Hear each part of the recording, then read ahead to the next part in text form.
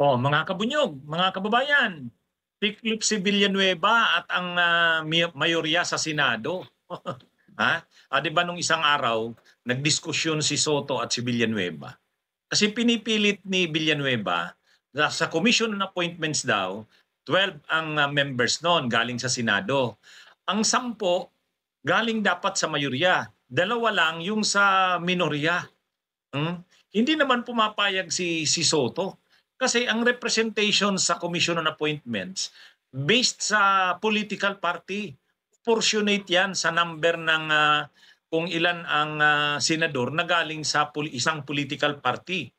Ay dun pa lang sa PDP, tatlo tatlo lang naman ang PDP, si Padilla, si Bato, si Bongo, pero ang members na kaagad sa kanila sa CA ang dami na. Kaya nagreklamo si Soto. Sabi niya, wag nyo naman kaming gawing saling pusa dito. Hindi naman kami saling pusa dito. Kung gusto nyong mahirapan kayo, bahala kayo. O yun, bumigay din si Villanueva at ang mayorya. Binigyan ng 3 seats ang minorya, nadagdag si Risa.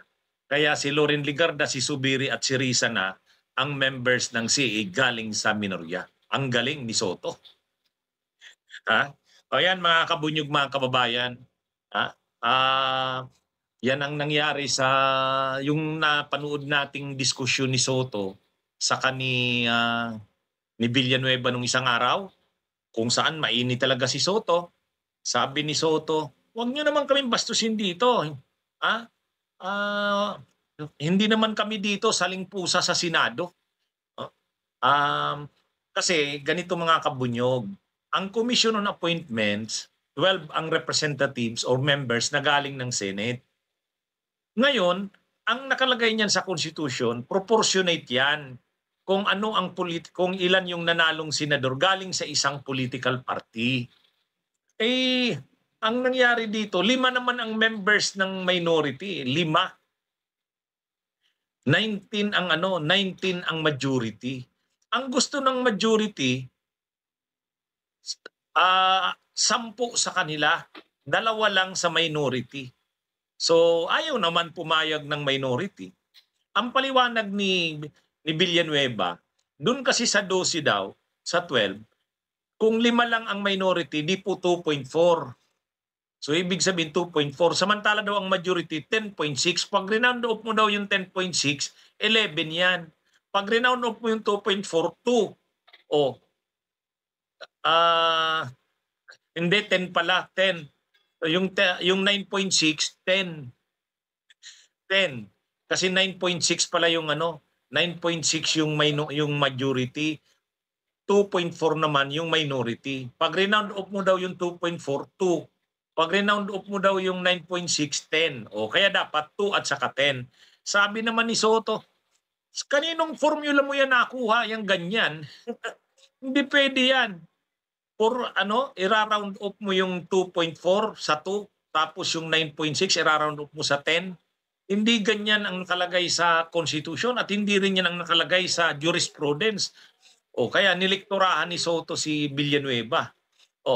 Pero sinabihan ni Soto si Villanueva, wag nyo kaming gawing salimpusa dito. Bibigyan nyo kami ng seats, 2, sa inyo 10. Hindi pwede yan. Kaya pinaglaban talaga ni Soto. Ngayon, ang nangyari, sa bandang huli, nabalita na ngayon, 3 na ang members ng minority sa CA. Ang 3 na yon, si Subiri, si Legarda, at saka si Risa. Imaginein mo nga naman kung hindi pinaglaban ni Soto. 3 dyan yung totoong oposisyon, si Bam, si Kiko, saka si Risa. Tapos wala man lang uupo sa minority, sa Commission on Appointment, sa CA. Makapangyarihan ang CA. Ang gusto kasi ng majority, ng mayorya, gusto nila 10 sa kanila. Grabe naman. Sabi ni Soto, wag nyo naman kami ditong bastusin na ginagawa nyo kaming salimpusa. Kung anong gusto nyo, yun lang masunod. Hindi naman pwedeng ganun. Kung gusto nyong ipilit ang gusto nyo, we will make things harder for you. Ganun yung sinabi ni Soto. nakita yata nila na hindi naman talaga si Soto, paglalaban niya ang karapatan din ng minorya. Ayun, sa bandang huli, inanunsyo na ngayon, hmm, ah, ano na, 9 na lang yung sa majority, 3 yung sa minority. Yun. Medyo medyo ano naman yun, medyo tama naman yun. Kasi kailangan naman magkaroon ng representative galing sa grupo nila Risa. Doon kasi sa original na mga binabanggit na members ng CA galing sa Senado, sa 3, si Kiko, si Bam saka si Risa, wala man lang kahit isa. O at least dito sa paglaban ni Soto, sa pag-iit ni Soto, nadagdagan sila ng isa. At ang linagay na nila si Risa. Kaya nga marami ang bumilib eh. Oh, si Risa, member ng CA. Mahirap mangyari yun. Kasi galing ka sa minority. Pero dahil sa paggigiit ni Soto, napadagdagan nila ng member ang minority. Naging 3. Si Risa yung linagay nila. Kaya ibang klase din to si Soto eh. Talagang veterano na rin sa Senado. Hindi siya basta-basta mapapasunod kung ano ang gusto ng mayorya.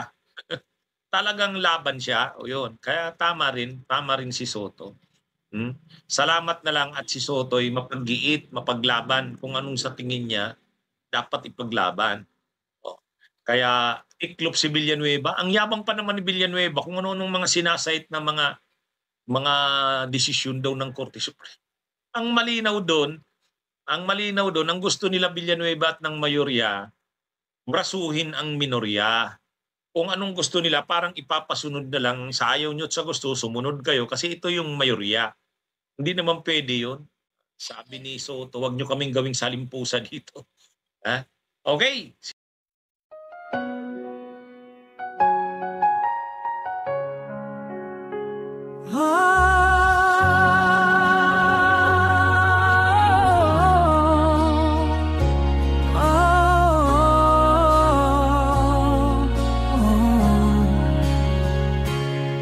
Sa gitna ng batikos, di mo pinapansin mga bintang wala ng saysay.